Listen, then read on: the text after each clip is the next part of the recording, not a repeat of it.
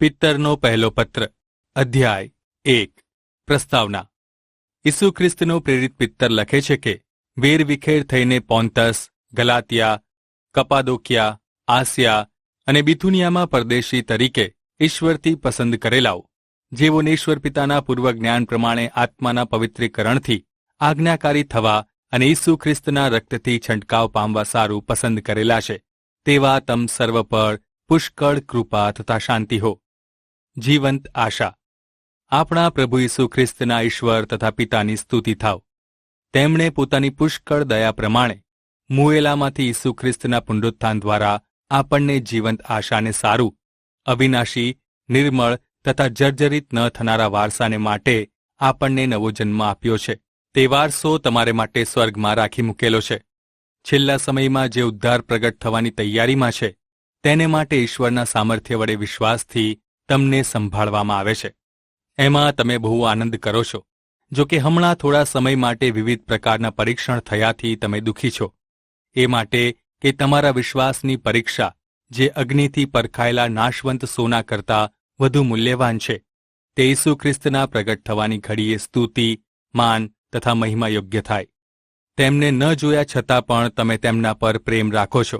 જો કે અત્યારે તમે તેમને જોતા નથી, તો પણ તેમના પર વિશ્વાસ રાખો છો, અને તમે તેમનામાં અવર્ણનીય તથા મહિમા ભરેલા આનંદથી હરખાઓ છો. તમે પોતાના વિશ્વાસનું ફળ, એટલે આત્માઓનો ઉદ્ધાર પામો છો. જે પ્રબોધકોએ તમારા પરની કૃપા વિશે ભવિષ્ય કથન કર્યું, તેઓએ તે ઉદ્ધાર વિશે તપાસીને ખંતથી શોધ કરી. ખ્રિસ્તનો આત્મા જે તેઓમાં હતો, તેણે ખ્રિસ્તના દુઃખ તથા તે પછીના મહિમા વિશે સાક્ષી આપી. ત્યારે તેણે કયો અથવા કેવો સમય બતાવ્યો, તેનું સંશોધન તેઓ કરતા હતા. જે પ્રગટ કરાયું હતું તેનાથી તેઓએ પોતાની નહીં, પણ તમારી સેવા કરી. સ્વર્ગમાંથી મોકલાયેલા પવિત્ર આત્માની સહાયથી જેઓએ તમને સુવાર્તા પ્રગટ કરી, તેઓ દ્વારા તે વાતો તમને હમણાં જણાવવામાં આવી, જે વાતોને જોવાની ઉત્કંઠા સ્વર્ગદૂતો પણ ધરાવે છે. પવિત્ર જીવન જીવવા આમંત્રણ. એ માટે તમે પોતાના મનને નિયંત્રણમાં રાખો, અને જે કૃપા ઈસુ ખ્રિસ્તના પ્રગટ થવાની ઘડીએ તમારા પર થશે તેની સંપૂર્ણ આશા રાખો. તમે આજ્ઞાકારી સંતાનો જેવા થાવ, અને પોતાની અગાઉની અજ્ઞાન અવસ્થાની દુષ્ટ ઈચ્છાઓ પ્રમાણે ન ચાલો, પણ જેમણે તમને તેડ્યા છે તે જેવા પવિત્ર છે, તેમના જેવા તમે પણ સર્વ વ્યવહારમાં પવિત્ર થાવ. કેમ કે એમ લખ્યું છે કે હું પવિત્ર છું, માટે તમે પવિત્ર થાવ. અને જે પક્ષપાત વગર દરેકના કામ પ્રમાણે ન્યાય કરે છે, તેમને જો તમે પિતા કહીને વિનંતી કરો છો, તો તમારા અહીંના પ્રવાસનો સમય બીકમાં વિતાવો. કેમ કે તમે એ જાણો છો કે તમારા પિતૃઓથી ચાલ્યા આવતા વ્યર્થ આચરણથી તમે નાશવંત વસ્તુઓ, એટલે રૂપા અથવા સોના વડે નહીં, પણ ખ્રિસ્ત જે નિષ્કલંક તથા નિર્દોષ હલવાન છે, તેમના મૂલ્યવાન રક્તથી તમે ખરીદી લેવાયેલા છો. તેઓ તો સૃષ્ટિના પ્રારંભ પૂર્વે નિયુક્ત કરાયેલા હતા ખરા, પણ તમારે માટે આ છેલ્લા સમયમાં પ્રગટ થયા. તેમને મારફતે તમે ઈશ્વર પર વિશ્વાસ રાખો છો, જેમણે તમને મરણમાંથી ઉઠાડ્યા અને મહિમા આપ્યો, એ માટે કે તમારો વિશ્વાસ તથા આશા ઈશ્વર પર રહે. તમે સત્યને આધીન રહીને ભાઈ પરના નિષ્કપટ પ્રેમને માટે તમારા મનને પવિત્ર કર્યા છે. માટે શુદ્ધ હૃદયથી એકબીજા પર આગ્રહથી પ્રેમ કરો, કેમ કે તમને વિનાશી બીજથી નહીં, પણ અવિનાશી બીજથી ઈશ્વરના જીવંત તથા સદા ટકનાર વચન વડે નવો જન્મ આપવામાં આવ્યો છે. કેમ કે સર્વ લોકો ઘાસના જેવા છે, અને મનુષ્યોનો બધો વૈભવ ઘાસના ફૂલ જેવો છે. ઘાસ સુકાઈ જાય છે અને તેનું ફૂલ ખરી પડે છે, પણ પ્રભુનું વચન સદા રહે છે. જે સુવાર્તાનું વચન તમને પ્રગટ કરાયું, તે એ જ છે. પિત્તરનો પહેલો પત્ર અધ્યાય 2 જીવંત પથ્થર અને પવિત્ર પ્રજા. એ માટે તમામ દુષ્ટતા, કપટ, ઢોંગ, દ્વેષ તથા સર્વ પ્રકારની નિંદા દૂર કરીને નવા જન્મેલા બાળકોની જેમ શુદ્ધ આત્મિક દૂધની ઈચ્છા રાખો, જેથી જો તમને એવો અનુભવ થયો હોય કે પ્રભુ દયાળુ છે, તો તે વડે તમે ઉદ્ધાર પામતા સુધી વધતા રહો. જે જીવંત પથ્થર છે, મનુષ્યોથી નકારાયેલા ખરા, પણ ઈશ્વરથી પસંદ કરાયેલા તથા મૂલ્યવાન છે. તેમની પાસે આવીને તમે પણ આત્મિક ઘરના જીવંત પથ્થર બન્યા, અને જે આત્મિક યજ્ઞો ઈસુ ખ્રિસ્તને દ્વારા ઈશ્વરને પ્રસન્ન છે, તેમનું અર્પણ કરવા પવિત્ર યાજકો થયા છો. કારણ કે શાસ્ત્ર વચનમાં લખેલું છે કે, જુઓ, પસંદ કરેલો તથા મૂલ્યવાન એવો ખૂણાનો મુખ્ય પથ્થર હું સિયોનમાં મૂકું છું, અને જે તેના પર વિશ્વાસ કરે છે તે શરમાશે નહીં. માટે તમને વિશ્વાસ કરનારાઓને તે મૂલ્યવાન છે, પણ અવિશ્વાસીઓને સારું તો જે પથ્થર બાંધનારાઓએ નાપસંદ કર્યો તે જ ખૂણાનો મુખ્ય પથ્થર થયો છે. વળી ઠેસ ખવડાવનાર પથ્થર અને ઠોકર ખવડાવનાર ખડક થયો છે. તેઓ વચનને માનતા નથી, તેથી ઠોકર ખાય છે. એટલા માટે પણ તેઓનું નિર્માણ થયેલું હતું. પણ તમે તો પસંદ કરેલું કુળ, રાજમાન્ય યાજક વર્ગ, પવિત્ર લોક તથા ઈશ્વરની ખાસ પ્રજા છો, જેથી જેમણે તમને અંધકારમાંથી પોતાના આશ્ચર્યકારક અજવાળામાં તેડ્યા છે તેમના સદ્ગુણો તમે પ્રગટ કરો. તમે પહેલા પ્રજા જ નહોતા, પણ હાલ ઈશ્વરની પ્રજા છો. કોઈ એક સમયે તમે દયા પામેલા નહોતા, પણ હાલ દયા પામ્યા છો. ઈશ્વરના ગુલામ. પ્રિયજનો, તમે પરદેશી તથા પ્રવાસી છો, માટે હું તમને વિનંતી કરું છું કે જે દુષ્ટ ઈચ્છાઓ આત્માની સામે લડે છે તેઓથી તમે દૂર રહો. વિદેશીઓમાં તમે પોતાનો વ્યવહાર સારો રાખો, કે જેથી તેઓ તમને ખરાબ સમજીને તમારી વિરુદ્ધ બોલે ત્યારે તમારા સારા કામ જોઈને તેઓ તેમના પુનરાગમનના દિવસે ઈશ્વરનો મહિમા કરે. માણસોએ સ્થાપેલી પ્રત્યેક સત્તાને પ્રભુને લીધે તમે આધીન થાવ. રાજાને સર્વોપરી સમજીને તેને આધીન રહો. વળી ખોટું કરનારાઓને દંડ આપવા અને સારું કરનારાઓની પ્રશંસા કરવાને તેણે નિમેલા અધિકારીઓને પણ તમે આધીન થાવ. કેમ કે ઈશ્વરની ઈચ્છા એવી છે કે સારા કાર્યો કરીને મૂર્ખ માણસોની અજ્ઞાનપણાની વાતને તમે બંધ કરો. તમે સ્વતંત્ર છો, પણ એ સ્વતંત્રતા તમારી દુષ્ટતાને છુપાવવા માટે ન વાપરો, પણ તમે ઈશ્વરના સેવકો જેવા થાવ. તમે સર્વને માન આપો, ભાઈઓ પર પ્રેમ રાખો, ઈશ્વરનો ભય રાખો, રાજાનું સન્માન કરો. ઈશ્વરના દુઃખનો નમૂનો. દાસો, તમે પૂરા ભયથી તમારા માલિકોને આધીન થાવ, જેઓ સારા તથા નમ્ર છે. કેવળ તેઓને જ નહીં, વળી કઠોર માલિકને પણ આધીન થાવ. કેમ કે જો કોઈ માણસ ઈશ્વર તરફના ભક્તિભાવને લીધે અન્યાય વેઠતા દુઃખ સહન કરે છે, તો તે ઈશ્વરની નજરમાં પ્રશંસાપાત્ર છે.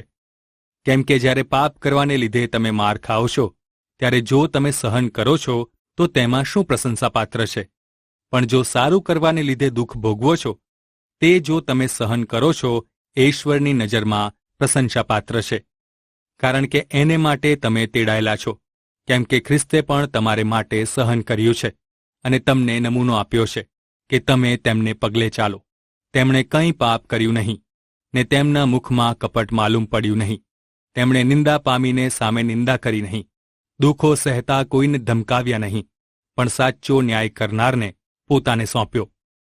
લાકડા પર તેમણે પોતે પોતાના શરીરમાં આપણા પાપ લીધા, જેથી આપણે પાપ સંબંધી મૃત્યુ પામીએ અને ન્યાયપણા માટે જીવીએ. તેમના જખમોથી તમે સાજા થયા, કેમ કે તમે ભૂલા પડેલા ઘેટાના જેવા હતા, પણ હમણાં તમારા આત્માના પાળક તથા રક્ષક ખ્રિસ્તની પાસે પાછા આવ્યા છો. પિત્તરનો પહેલો પત્ર, અધ્યાય 3. પતિ પત્નીના સંબંધો.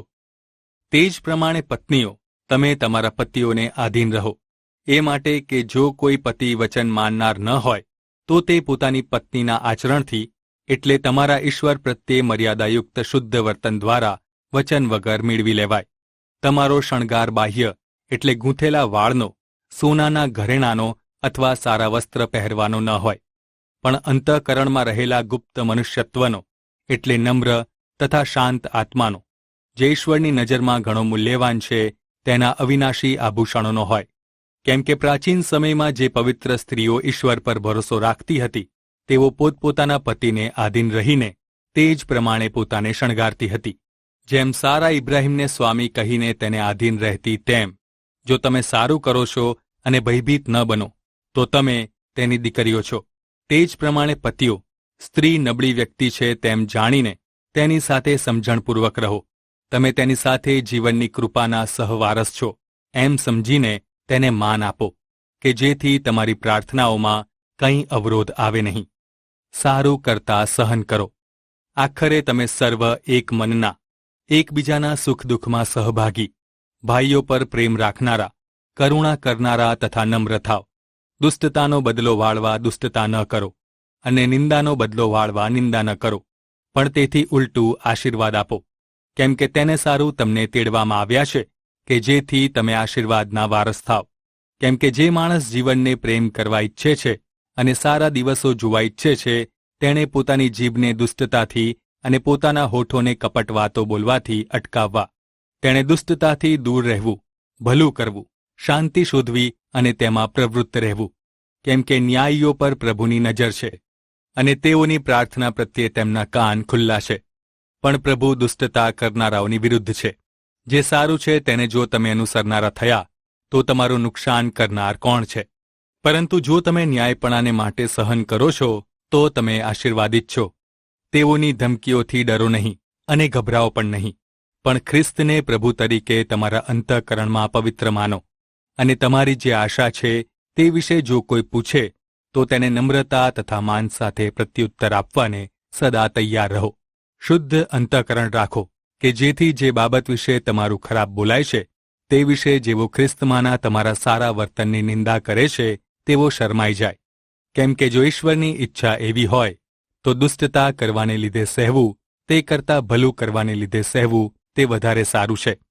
કેમ કે ખ્રિસ્તે પણ એકવાર પાપોને સારું એટલે ન્યાયીએ અન્યાયીઓને બદલે સહ્યું કે જેથી તેઓ આપણને ઈશ્વર પાસે લાવે.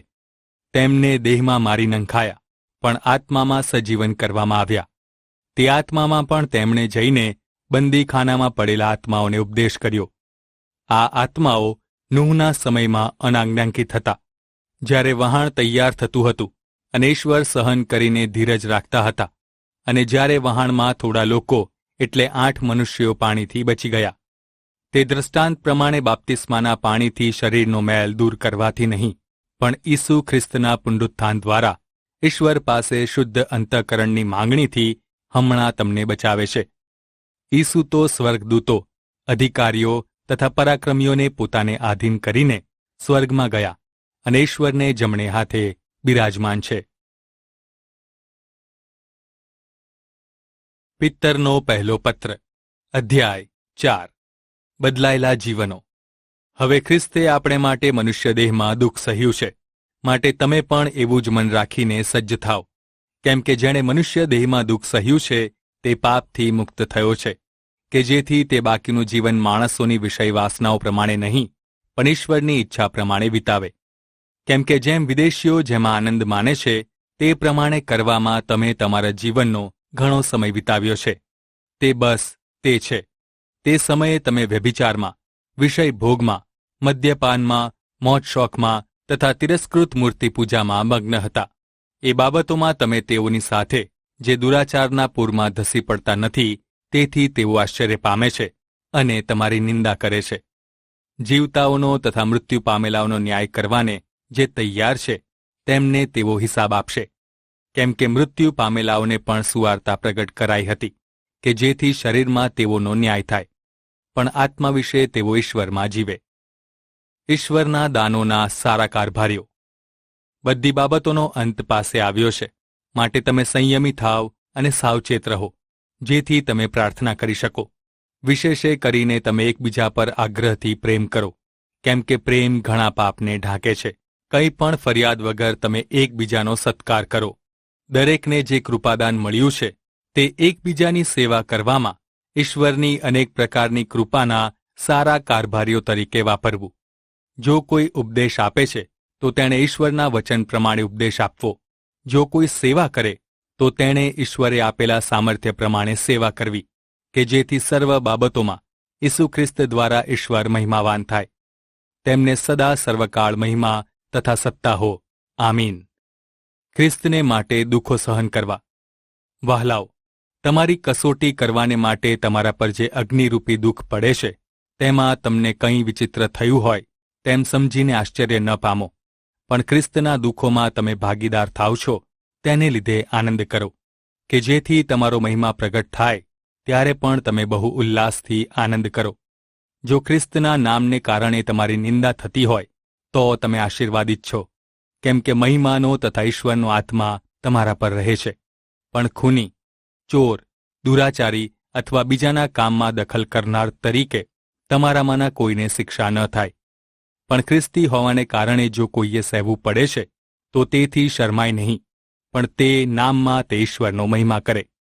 કેમ કે ન્યાય ચુકાદાનો આરંભ ઈશ્વરના પરિવારમાં થવાનો સમય આવ્યો છે, અને જો તેનો પ્રારંભ આપણામાં થાય તો ઈશ્વરની સુવાર્તા જેઓ નથી માનતા તેઓના હાલ કેવા થશે. જો ન્યાયી માણસનો ઉદ્ધાર મુશ્કેલીથી થાય છે તો અધર્મી તથા પાપી માણસોનું શું થશે? માટે જેઓ ઈશ્વરની ઈચ્છા પ્રમાણે દુઃખ સહન કરે છે તેઓ ભલું કાર્ય કરવાનું ચાલુ રાખતા પોતાના પ્રાણોને વિશ્વાસુ સૃજનહારને સોંપે. પિત્તરનો પહેલો પત્ર, અધ્યાય 5. ઈશ્વરના ટોળાનું પાલન. તમારામાં જે વડીલો છે તેઓનો હું સાથી વડીલ અને ખ્રિસ્તના દુઃખોનો સાક્ષી તથા પ્રગટ થનાર મહિમાનો ભાગીદાર છું. તેથી તેઓને વિનંતી કરું છું કે ઈશ્વરના લોકોનું જે ટોળું તમારી સંભાળમાં છે તેનું પ્રતિપાલન કરો. અધ્યક્ષનું કામ ફરજ પડવાથી નહીં પણ સ્વેચ્છાએ કરો. લોભને સારું નહીં પણ આતુરતાથી કરો. વળી તમારી જવાબદારીવાળા સમુદાય પર માલિક તરીકે નહીં પણ તેમને આદર્શરૂપ થાવ. જ્યારે મુખ્ય ઘેટાપાળક પ્રગટ થશે ત્યારે કદી પણ કરમાઈ ન જનારા મહિમાનો મુગટ તમે પામશો. એ જ પ્રમાણે જુવાનો, તમે વડીલોને આધીન થાવ, અને તમે સઘળા એકબીજાને આધીન થઈને નમ્રતા ધારણ કરો. કેમ કે ઈશ્વર ગર્વિષ્ઠોની વિરુદ્ધ છે, પણ નમ્ર માણસોને કૃપા આપે છે. એ માટે ઈશ્વરના સમર્થ હાથ નીચે તમે પોતાને નમ્ર કરો. તે તમને યોગ્ય સમયે ઉચ્ચ સ્થાને બેસાડે. તમારી સર્વ ચિંતા તેમના પર નાખો, કેમ કે તે તમારી સંભાળ રાખે છે. સાવચેત થાવ, જાગતા રહો, કેમ કે તમારો વેરી શૈતાન ગાજનાર સિંહની જેમ કોઈ મળે તેને ગળી જવાને શોધતો ફરે છે. તમે વિશ્વાસમાં દ્રઢ થઈને તેની સામે થાવ, કેમ કે તમે જાણો છો કે દુનિયામાં તમારા ભાઈઓ પર એ જ પ્રકારના દુઃખો પડે છે. સર્વ કૃપાના ઈશ્વર જેમણે ખ્રિસ્તમાં તમને પોતાના અનંતકાળના મહિમાને સારું બોલાવ્યા છે, તે પોતે તમે થોડીવાર સહન કરો ત્યાર પછી તમને પૂર્ણ, સ્થિર તથા બળવાન કરશે. તેમને સદા સર્વકાળ સત્તા હોજો. આમીન. છેલ્લી સલામ. સિલ્વાન્સ, જેને હું વિશ્વાસુ ભાઈ માનું છું, તેની હસ્તક મેં ટૂંકમાં તમારા ઉપર લખ્યું છે અને વિનંતી કરીને સાક્ષી આપી છે કે જે કૃપામાં તમે સ્થિર ઊભા રહો છો તે ઈશ્વરની ખરી કૃપા છે. બાબિલમાંની મંડળી જેને તમારી સાથે પસંદ કરેલી છે તે તથા મારો દીકરો માર્ક તમને સલામ કહે છે. તમે પ્રેમના ચુંબનથી એકબીજાને સલામ કરજો. ઈસુ ખ્રિસ્તમાં તમ સર્વને શાંતિ થાવ. આમીન.